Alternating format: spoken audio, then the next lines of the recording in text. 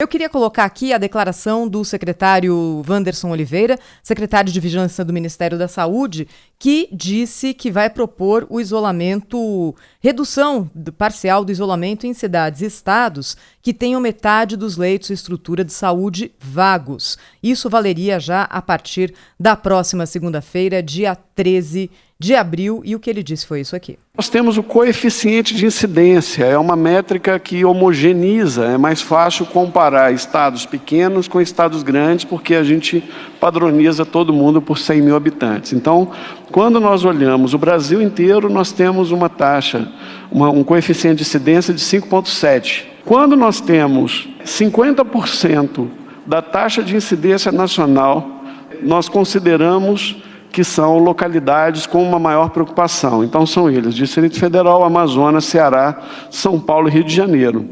Entre 50% e a taxa nacional é um que a gente considera de atenção. Tem ali Rio Grande do Norte e Roraima, e abaixo dos 5,7 tem os estados que têm a menor taxa.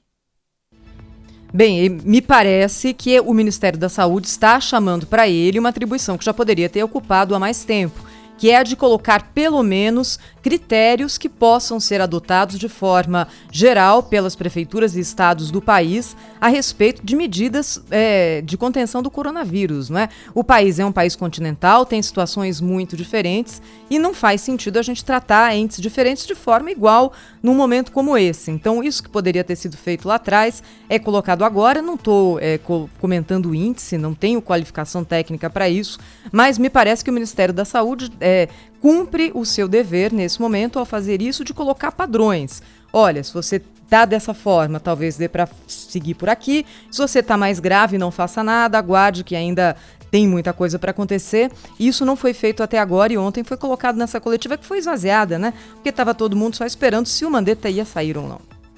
Essa solução aí, né, Thaís, parece uma tentativa mesmo do ministro Mandetta de atender, ou pelo menos fingir que está atendendo ali ao desejo do chefe, que é o presidente da República, para com isso entregar alguma coisa, né, para com isso ficar no cargo. Tomara que não, tomara que que essa recomendação que obedeça a critérios técnicos, é o que a gente espera.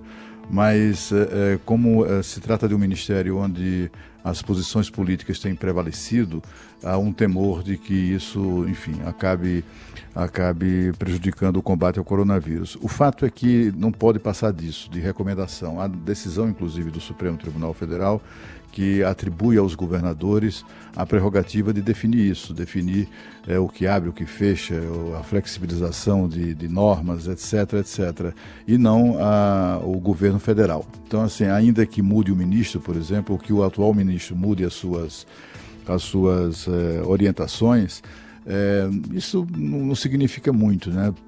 Pode, no máximo, dar a um ou outro governador aquele pretexto que ele precisava, ou aquele amparo que ele precisava para flexibilizar as proibições e suspensões que têm sido decretadas ao longo do tempo.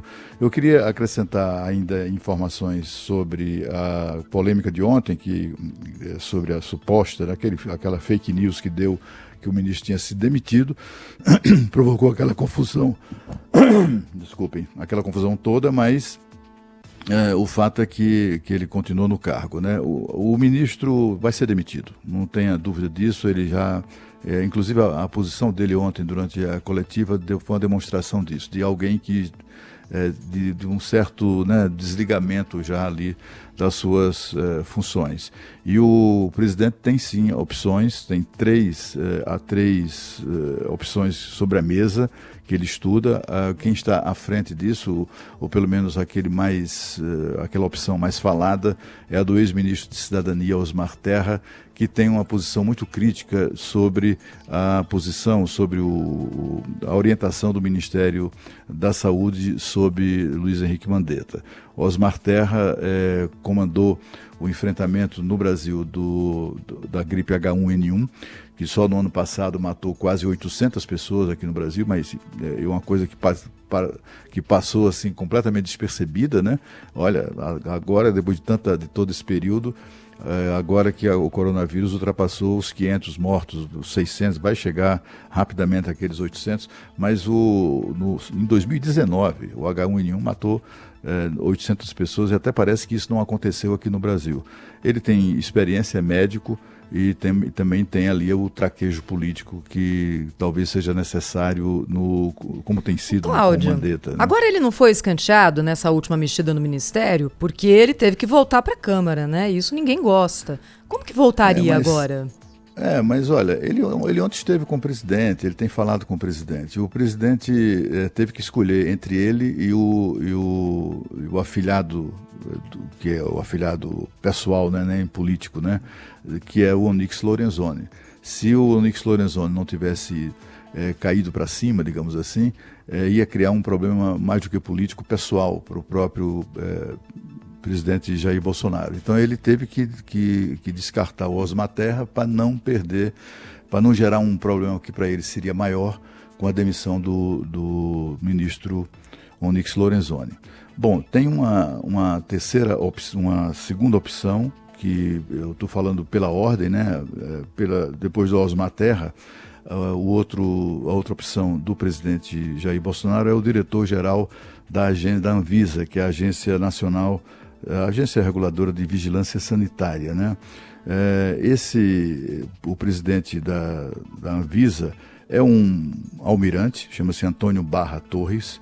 Ele foi vice-diretor do Hospital Naval de Marcílio Dias e foi exatamente nesse período que ele ficou amigo do então deputado Jair Bolsonaro, que passou a destinar, inclusive, boa parte das suas emendas parlamentares para esse hospital, exatamente para ajudar aí na gestão do Barra Torres, na gestão lá do Hospital Naval de Marcílio Dias.